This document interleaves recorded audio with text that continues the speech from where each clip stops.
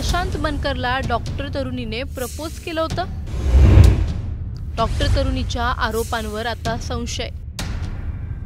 Doctor तरुणीकडूनच प्रशांतला त्रास। 5 महिने माझा प्रशांत बनकरने मानसिक आणि शारीरिकरित्या छळ केला होता। डॉक्टर तरुणीने स्वतःला संपवण्यापूर्वी तिच्या हातावर ही नोट लिहिली होती। या पुराव्याच्या आधारावर प्रशांतवर गुन्हा देखील दाखल झाला आहे आणि आता तो पोलिसांच्या ताब्यात आहे। पण आता डॉक्टर तरुणीच्या या आरोपावरून प्रचंड खळबळ उडाली आहे आणि कारण आहे प्रशांतची बहीण। ती असं नेमकं काय म्हणाली ज्यावरून हे आरोप खोटे आहेत असा प्रश्न निर्माण होतो। ती नेमकं काय म्हणाली आहे? अनेक खळबळजनक वक्तव्य तिने या प्रतिक्रियेदरम्यान केली आहेत। ती काय आहेत हे आपण या व्हिडिओमधून जाणून घेणार आहोत, त्यामुळे हा व्हिडिओ शेवटपर्यंत नक्की पहा। प्रशांत बनकरला पुण्यातून त्याच्या मित्राच्या फार्म हाऊसवरून अटक करण्यात आली अशा बातम्या माध्यमांमध्ये आल्या। पण आता प्रशांत बनकर यांच्या कुटुंबियांनी माध्यमांसमोर येत या प्रकरणाची एक वेगळीच आणि धक्कादायक बाजू समोर आणली आहे।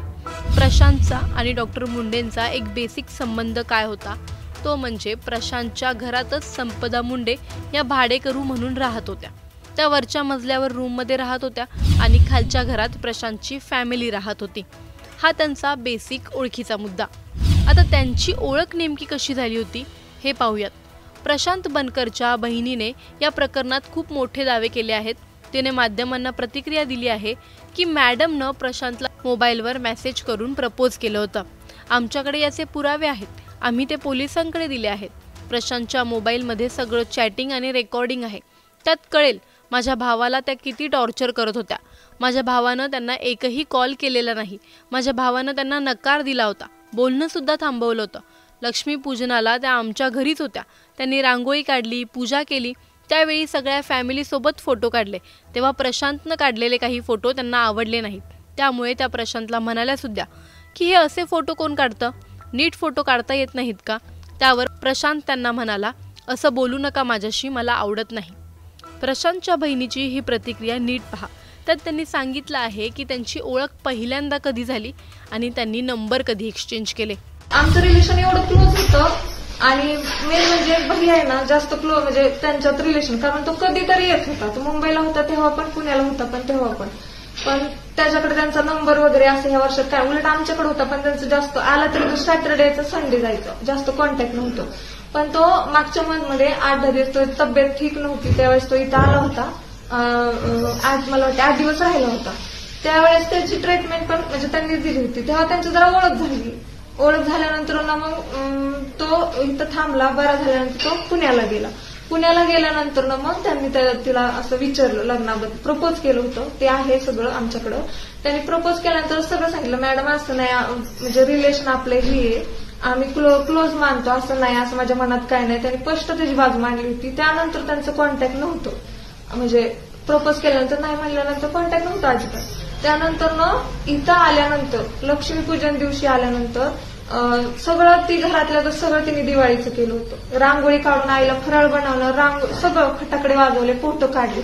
प्रॉब्लेम हा झाला, फोटो काढल्यानंतर ना आमची फॅमिली आम्ही सगळे, म्हणजे मी नव्हते, माझ्या बहीण सगळ्या बसल्या होत्या।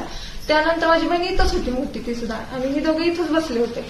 तर त्यांनी फोटो पाहिले आणि म्हणले, दादा तुला कळत नाही का, असे फोटो काढतात का, असं नाही का, व्यवस्थितच काढलं नाही। आणि ते एवढ्या मेंटली डिस्टर्ब होत्या, मी जसं बोलते तसं नव्हत्या, त्या वेगळ्या टोन मध्ये बोलत होत्या, म्हणजे एखादं कसं धमकी वगैरे असं, म्हणजे बोलल्यामुळे तो एवढाच बोलला की मॅडम असं बोलू नका, मला असं बोललेलं आवडत नाही म्हणून। एवढं बोलला म्हणून त्यांनी त्याला इतकं म्हणजे निघून गेल्या त्या। त्याच्यानंतर ना ते झाल्यानंतर ना मग तो म्हणला, मॅडम तुम्हाला माझा राग आला असला बोललेला तर तो सॉरी। म्हणलं आम्ही अगोदरच माझ्या टेन्शन मध्ये, माझे खूप मॅटर झाले, मला टेन्शन आहे, मी डिप्रेशन मध्ये, आणि त्याच्यात तुम्ही असं करता, तुम्हाला मला काळजीच नाही, असं वगैरे त्यांचं कम्युनिकेशन ते पण आहे। आम्ही नंतर तुम्हाला पण भेटेल, सगळं आहे आमच्याकडं, ते तुम्हाला आमची काळजीच नाहीये असं केलं। मग त्यांनी समजून सांगितलं, ठीक आहे तुमचा काय प्रॉब्लेम आहे सांगा वगैरे असं। तेव्हा ती काय तिने सांगितलं नाही। त्याच्यानंतर दुसऱ्या दिवशी म्हणजे संध्याकाळी ती आली होती इथं। जाताना ती माझा मोठा भाऊ इथं होता, आम्ही सगळे आमच्या मामाच्या घरी गेलो होतो। आणि ती संध्याकाळी आल्यानंतर ना ती मोठ्या भावाला जाताना म्हणली दादा मी उद्या येईल, मी निघाली बाहेर. तर तिचं कसं ड्युटी 4-4 दिवस ती बाहेर डॉक्टर बाहेर असायची. ती म्हणजे मी बहिणीसारखंच बोलते, म्हणून मी तसं बोलते कारण तिच्याशी माझं रिलेशन आमचं तसंच होतं. तर ती त्यामुळे आम्हाला कसं वाटलं की ती गेली असेल म्हणजे जॉबवरती वगैरे, जाताना सांगून गेली असं पण नाही. माझं एवढंच म्हणणं आहे. आणि तिने दुसऱ्या दिवशी त्या दिवशी पण आईला कॉल केला की काकू मी ना निघाली बाहेर, उद्या येईन 12-12:30 वाजता जेवायला येईल म्हणून. तर माझं एवढंच म्हणणं आहे, जर मानसिक छळ करत होता तर मग माझे एवढं सांगून जाती जेवायला येते असं म्हणत होती ना ती. म्हणजे ती असताना एवढी मेंटली डिस्टर्ब होती, तिला असं काही समजतच नव्हतं. म्हणजे मी मागच्या वेळेस आले ना, मी बोलत होती ना तर ती वेगळ्याच विचारात असायची अशी. आणि मला पण असं जाणवलं होतं की ती टेन्शन मध्ये वगैरे.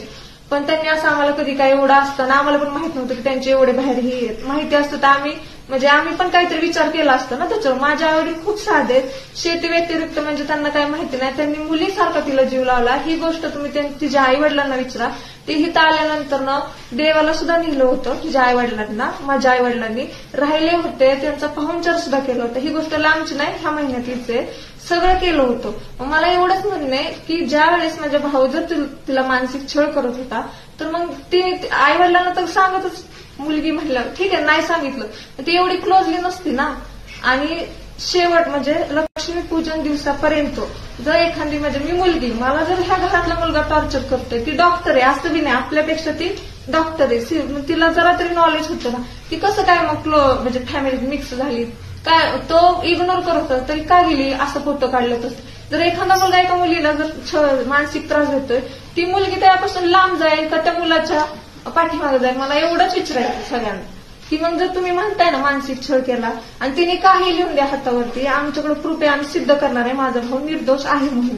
कारण जर माझ्या भावाने मानसिक छळ केला असता तर ती स्वतःहून आली असती का इथं आणि आम्ही सगळी होतो की बाबा असे फोटो काढले, तसे फोटो काढले असते का म्हणजे आमच्या फॅमिली बरोबर, आमची इन्व्हॉल्व झाली असती का दिवाळी दिवशी.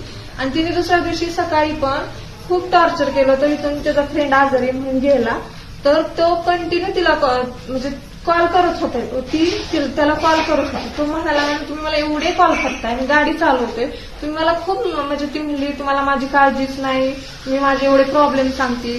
तो तिला एवढं सुद्धा म्हणाला की मॅडम तुमचे प्रॉब्लेम आहे ठीक आहे, मी आता बाहेर आहे, आपण घरी आलो ना आई नाना आपण म्हणून तुमचं जे टेन्शन आहे ते सांगा. नाही मग ती असं खूप मेंटली टॉर्चर करायची, सारखे कॉल करत होती. एवढी डिटेल आता माहित नाही मला, पण ते सगळे आम्ही दिलेले, ते तुम्हाला माहिती होईल नंतर ना. एक दुसरा विषय की प्रशांतजी काल स्वतःहून हजर झाले, कसं काय विषय काय ते मी नाही सांगू शकत कारण मी आता तो स्वतःहून आलाय. तो माझ्या भावाने सांगितलं, मी नव्हते ना काल, मी माझ्या घरी माझं घर आहे. तर तो माझ्या भावाने सांगितलं, तो भाऊ होता तो इथून गेला आहे ते बरोबर.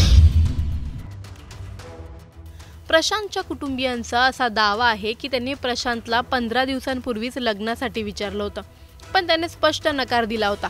तरीही त्या मिनिटाला माझ्या भावाला फोन करत होत्या आणि त्याला मानसिक त्रास देत होत्या. माझ्या भावाने जर का त्यांचा मानसिक छळ केला असेल तर त्यांचे कॉल्स वगैरे असते, पण असं काहीही नाही. या उलट मॅडमच माझ्या भावाला कॉल करत होत्या. काही दिवसांपूर्वीच त्यांचे आई बाबा आले होते. जर का प्रशांतने त्यांना त्रास दिला असेल तर मग त्या त्यांच्या आई वडिलांना काहीच का बोलल्या नाहीत. आमच्या आई वडिलांना डॉक्टर मॅडम मुलीसारख्या होत्या, त्यांनी त्यांना पण काही का सांगितलं नाही.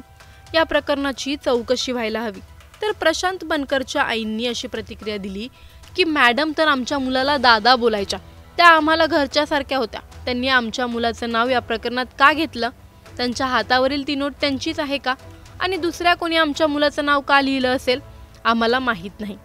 बनकर कुटुंबियांच्या या वक्तव्यात एक गोष्ट समोर येते, ते म्हणजे डॉक्टर मॅडम सतत टेन्शनमध्ये असायच्या आणि आम्ही विचारलं तर त्या ऑफिसचं टेन्शन आहे असं म्हणायच्या. आम्ही आमच्या घरी कधीच कोणत्याही पोलिसाला आलेलं पाहिलं नाही. पण त्यांचे या प्रतिक्रियेत 2 मुख्य आणि मोठे दावे आहेत. ते म्हणजे डॉक्टर मुंडेंनी प्रशांतला प्रपोज केलं होतं आणि त्यांनीच प्रशांतला मानसिक त्रास दिला आहे. या प्रकरणाची चौकशी व्हायला हवी. आता डॉक्टर मुंडेंच्या चौकशीत प्रशांत विरोधात काय माहिती येईल? खरंच डॉक्टर संपदा यांचं प्रशांतवर एकतर्फी प्रेम होतं का? प्रशांतचं नाव मग डॉक्टरांनी त्या नोटमध्ये का लिहिलं असेल? प्रशांत या प्रकरणात निर्दोष आहे का? ती नोट खरंच डॉक्टरांनी लिहिली असेल का? तुम्हाला काय वाटतं? आम्हाला कमेंटमध्ये नक्की कळवा आणि टाइम्स नाऊ मराठीला फॉलो करायला विसरू नका.